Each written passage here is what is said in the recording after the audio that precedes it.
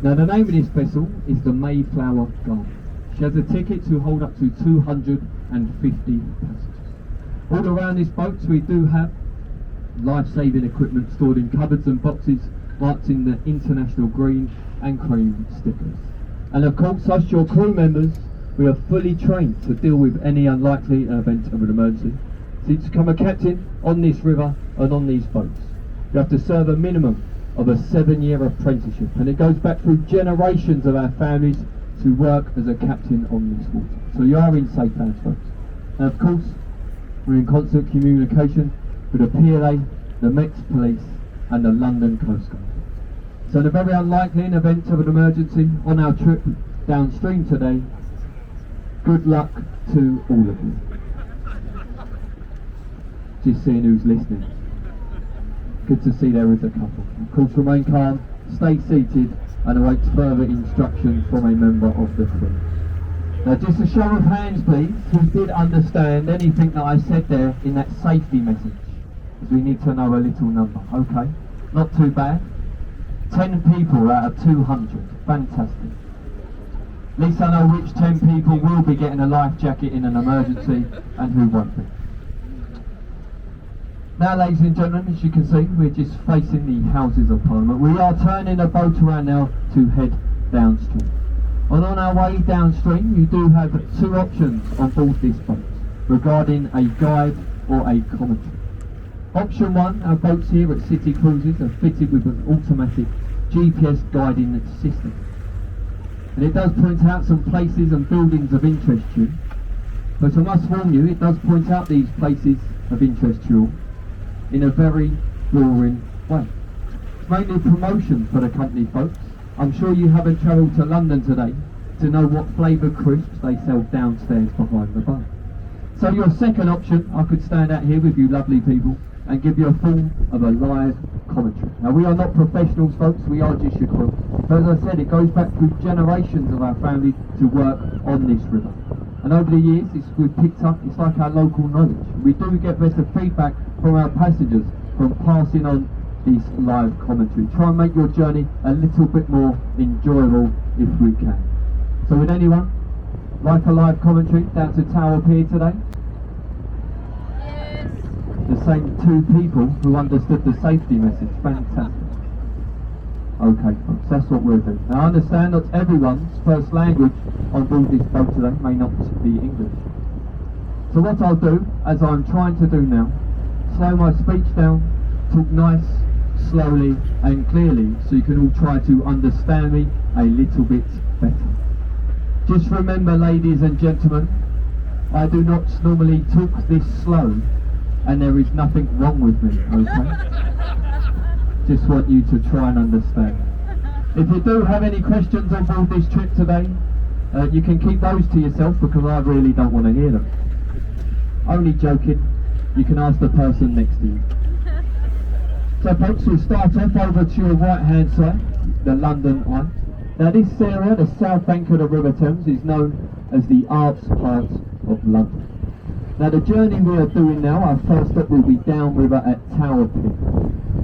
Now on the south bank of the river, from the London Eye to Tower Pier, is the only side you can walk directly along the banks of the River Thames. And it'll only take you about 45 minutes to do so. So if you fancy a trip along the river today, we do recommend a trip on the south bank of the Thames.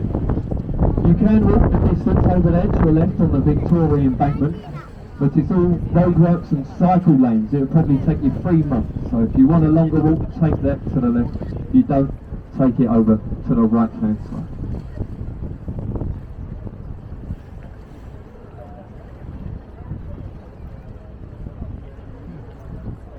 Now ladies and gentlemen, this bridge we'll shortly be passing beneath is Charing Cross Railway Bridge. It's a very unique bridge. It's the only bridge we will pass under and over a railway line at exactly the same time. The west end of London to your left, Charing Cross Station. Directly below the boats, the 2-part housing of the London Underground system, the Bakerloo and Northern Line. As we pass beneath the bridge, ladies and gentlemen, there's a football club here, the Jubilee Football. Now we do ask you to wave at these people, even if there's only a couple on these bridges, ladies and gentlemen. And I'll tell you for why we ask you to wave at the people on our bridges here in London. Because if you get their hands waving, ladies and gentlemen, it will distract them from throwing things at you, okay? And it happens on every single trip, believe it or not. So, hope you brought your hard hats today. You can actually tell a lot about the people here in London on our bridges.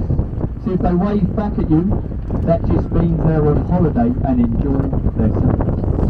Don't worry if they ignore you, that just means they're from London and they're miserable. Don't take it to them. Everyone says us Londoners are miserable, and they're not wrong.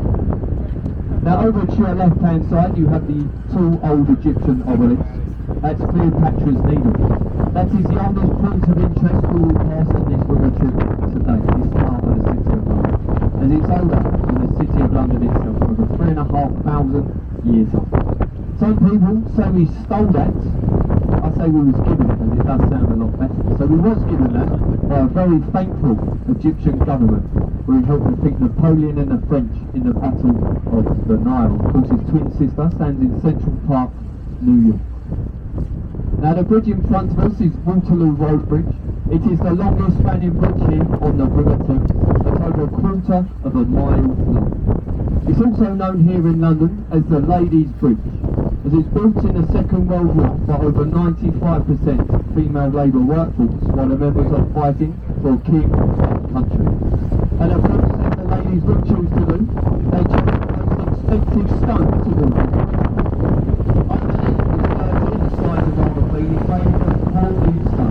When it rains here in London, folks, as you know, that doesn't happen very often. But when it does, the outside of Waterloo Bridge, it does get a good. Now over to your right, on the south bank, you can see a large concrete structured building with electronic billboard at the top. To me, that does look like a multi-storey car park. But that is London's beautiful National Theatre. And inside of that theatre, we have two of the finest here in the city itself, the Olivier and the Littlewood Theatre. But there is an old saying, don't judge a book by its cover. That really does go for that theatre, as for over the last 12 years in a row now, folks, that building has been voted the ugliest building to sit alongside the banks of the River Thames. Most people just think it looks like an old power station that's been dumped at the side of the river.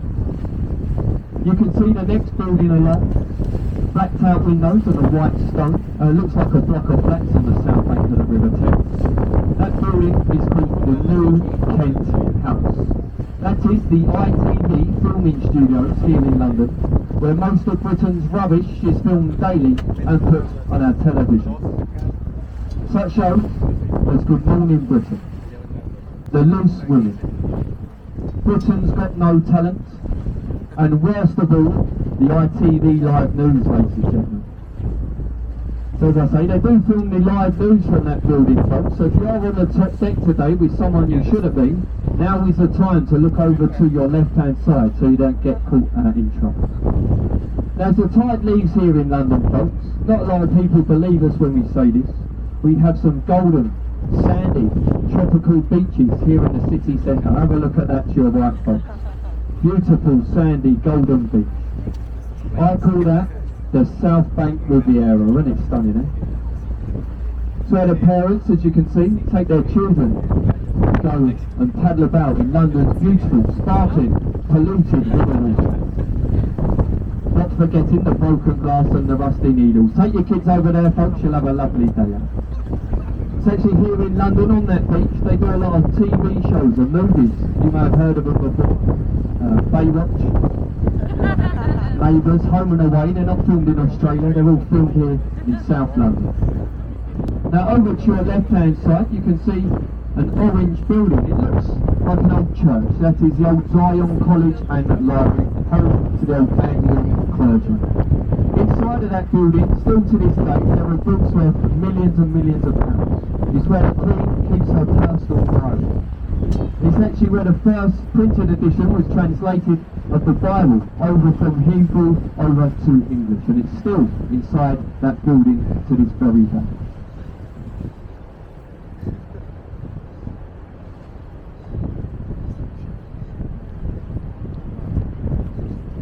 Now, ladies and gentlemen, the bridges in front of us here, these are the Blackfriars Bridges. These are the closest bridges together here on the River Thames. That is why they have been given the nickname of the Tunnel of Love. It is meant to give you 10 years good luck if you kiss a loved one by passing beneath these bridges. And we could all do with 10 years good luck after the few years we've all had, ladies and gentlemen. So don't be shy, pucker up, give your loved ones a kiss, why not? Now folks, if you're not with your loved ones today, don't worry, we have been told if you kiss your husband and wife it will work exactly the same. Give it a go. Any single ladies available, I am here. Any single men on board, my friend Holiday is waiting. Join the queue, ladies and gentlemen. He wants to become a proper sailor, you see. He's starting him young. Now you come beneath Blackfriars Bridge. It's only cost £500 million to build and construct, ladies and gentlemen. The roof of this station is fully solar panelled. This is where the station gets over 75% of its incoming power from. Now over to your left you can see the grey dome building with a gold cross at the top. Sir Christopher Wren's masterpiece of St Paul's Cathedral, the second largest unsupported dome roof in the world after the Vatican. Now it took him 35 years to build and complete. It does stand at a height of 365 foot tall. Very easy to remember as it's a foot tall for each day of the year. Has anyone ever been to the top of St Paul's outside walkway? No one? I don't blame you. There are over 530 steps, ladies and gentlemen. It's a bit of a height. But there is a slide on the other side to get down, so it makes it worth it. But you'll get the best views all across London from that building, ladies and gentlemen, as they're not allowed to build around it and overcast a shadow over that beautiful building. Now to your right hand side you can see the building with a tall chimney in the middle and a glass roof. The old Bankside Power Station. Now famously known as the top 3 most visited tourist attractions here in London is the Tate Modern Art Gallery, where you can go to see some of the most expensive and exclusive pieces of art from all around the world. It also says the Tate Modern, it is free and open to all. And if any of you on board this boat today have ever been inside of that building or seen what modern art looks like, you will understand why it's completely free to enter. Beautiful, isn't it, folks? Beautiful. Over to your right now, on the south bank of the river, you can see the white rounded building with a thatched roof and oak windows. That is a replica, well, a 5th replica we know of, to stand on the south bank of William Shakespeare's Rose and Globe Theatre. It took them over 20 years to get planning permission to build that Globe Theatre, ladies and gentlemen. After the Great Fire of London, no buildings were to be made from any flammable materials. Still to this day, you can go inside the Globe Theatre and watch one of Shakespeare's many, many plays. The likes of Romeo and Juliet, and all the others that no one else can ever remember. But it's a small price of only £5. Very cheap for a few hours of live entertainment in the capital city, ladies and gentlemen. As you cannot get a pint of beer in a London pub now for less than a £5. Absolute rip-off. Now the bridge in front of us is Southwark Bridge. Look left and right at this bridge, you'll see it's built into the back streets of the city of London. This is why it's known as London's least used bridge. The only people we find crossing this bridge are London's professional drivers, taxis, buses, lorries and coaches. Any pedestrians you see walking across this bridge, they're probably drunk and been stuck up there for 2 weeks and they can't find their way up. Very hard bridge to find, folks. Even in rush hour, this bridge is not very busy. They only built this to help out with the old traffic and congestion on the old London Bridge, a further few downstream. That's why they've got the separation scheme for driving on the left and right hand side of the road. The old Financial Times building there, the newspaper head office, wrapped up in white scaffolding. This is actually where the first Globe Theatre remains was found on the south bank of the River Thames. Also to your right you can see a beautiful little pub with red windows. the Anchor Pub at Bankside. One of the oldest pubs here on this stretch of the River Thames. It's now been there for well over 400 years, folks. Has a lot of history inside that pub. A lot of amazing artists and people have been inside that pub, the likes of Sir Christopher Wren, William Shakespeare, Samuel Pepys, Tom Cruise, Brad Pitt, and myself. Thank you very much. I did say amazing people. Now, do we have any Pirates of the Caribbean fans on board this boat today, folks? There's always a couple of you. So get your cameras ready, because in a minute, on your right-hand side, we will be passing an old pirate ship in an inland dock over here to your right-hand side. You'll be able to see it just past Pickford's Wharf. So get your cameras ready. If you're any fans of Pirates of the Caribbean, you may recognise it. Now that old pirate ship you can now see coming into view, that actually has nothing to do with any of those films whatsoever. I was just seeing who's still listening. A few cameras went down rather quickly there. That is a working replica of Sir Francis Drake's Golden Hind. Circle was navigated around this globe twice like the original, when it was put on charts by Queen Elizabeth I to go around the Spanish Isles stealing gold and treasure. Nowadays, the children, they can go on board that ship where they dress them up as pirates and they run around and play for a couple of hours. Why the kids do that? Mum and Dad go to the pub next door where they do exactly the same. Here in London, we do call that a traditional family day out, folks. Leave the kids with strangers and go get drunk. Works an absolute treat. Worked all right for me. Now this bridge is London Bridge. This is the 5th London Bridge to span across the River Thames. The Romans, when they came to London all those years ago and called this area Londinium, they built the very first London Bridge to span across the river. After that, you may know from the old nursery rhyme, one fell down, sunk into the road. One fell down in the Great Fire of London that started up in Pudding Lane over in the city to your left, in a local bakery. The one before this, it was built by an American businessman many years ago now for $2.5 million. It now stands over Lake Havasu in the Arizona Desert. Over to your right, London Bridge Hospital, the most expensive private hospital here in the capital city, ladies and gentlemen. And inside of that hospital, they do specialise in heart attacks. You see, you can go inside that hospital with a sprained wrist or a broken ankle. You will have your treatments, you will receive your bill. That's when you suffered a heart attack, because it is that bloody expensive. Just behind that you do have the Shard, or the Shard of Glass. Last year that was the tallest building to stand here in Western Europe. Designed by an Italian architect called Renzo Piano. He was offered £2 million for designing that building. He did turn it down. He asked for the penthouse apartments on the 75th floor. He got his wish. He had that apartment for just 1 year, and then he sold it on to make a small profit of just over £45 million. Not bad, considering all he had to do was draw a triangle on a piece of paper.